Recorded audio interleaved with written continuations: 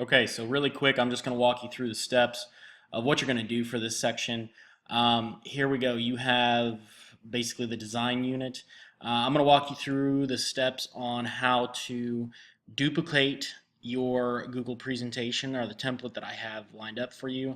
I'm going to show you how to go in and get colors so that you can go ahead and do your color swatch piece on that, and then just some easy, quick tools on how to add designs and how to add shapes in Google presentations.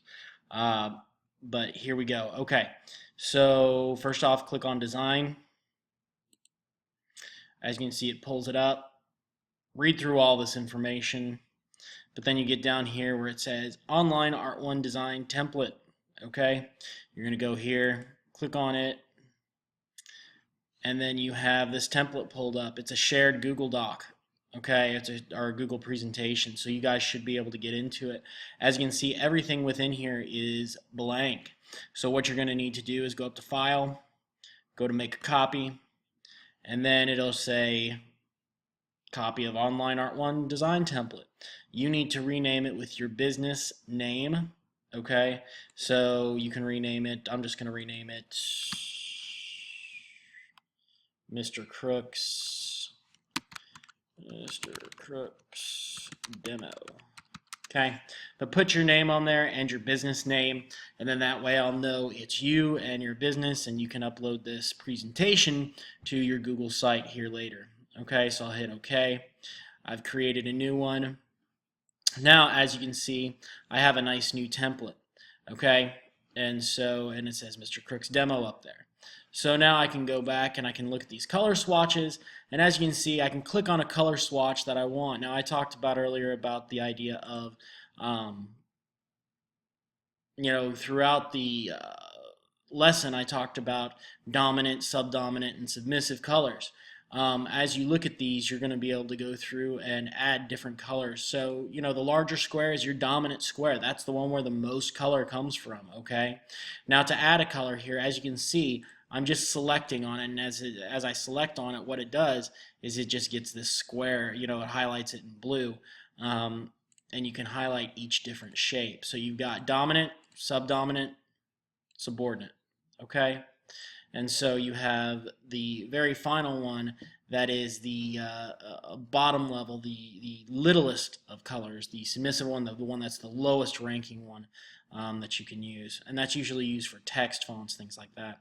But as you can see, you just go on here, you're going to go up, you're going to add colors. So you can go to this space right here where it says fill color.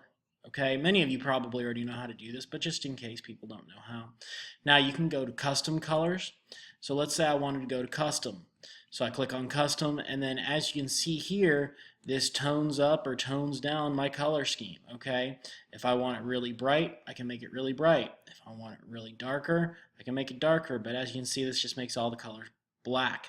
So right about here is where I want it, and then I move this little circle to where I want. So let's say if I want to find a green, that green right there. Okay, I want that green. I click OK. See how it fills my shape? That's what I wanted. Now let's say for my next color, I want to use just another color. Now you'll notice when it looks at custom, see how it placed that green color back down here in custom? So I can come back and grab that color all the time if I wanted to. But I can go in, select a different custom color. I'm going to go ahead and tone this one down. I want something that's dark. Let's go with kind of the darkish grayish color. Okay, and as you can see, I just implemented that into that one. And then for my font color, or my submissive or subdominant, or not dominant, the most subtle one, I can go ahead and put in. Let's just go with a white. So a white font. Okay, so there you go. You'll go through, do that for all your color swatches and all of that stuff. Now in terms of, I'm going to go ahead and go down here to the storefront page, because what I want to do is I want to go ahead and show you how to use some of the shape tools in case you want to use Google Shapes to actually go ahead, or this Google presentation to do your storefront in. But you can go through, you can create different kinds of shapes. I can rotate those shapes around. So let's say I wanted to do just a really quick building. Okay, so I have another shape. Okay, as you can see, we'll just create the next side. I'll rotate that one around. Alright, and then you can see it kind of looks like a building, right? So there you go. You can go through and add those however you want, but then you can add different things. But here, all I'm doing is just adding different shapes. You can add these different shapes. You can make windows, doors, whatever you want to make, and that'll be right there for you. Okay, so that's just a little bit about the Google part, the Google presentations. Here's a text box.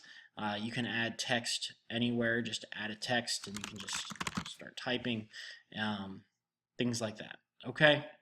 Any questions? Make sure you give us a call or give us an email, and we'll help you out with it. But just a little bit about Google presentations and how you're going to work on this unit, how you can find colors, how you can find shapes, and how you can work on this presentation. All right.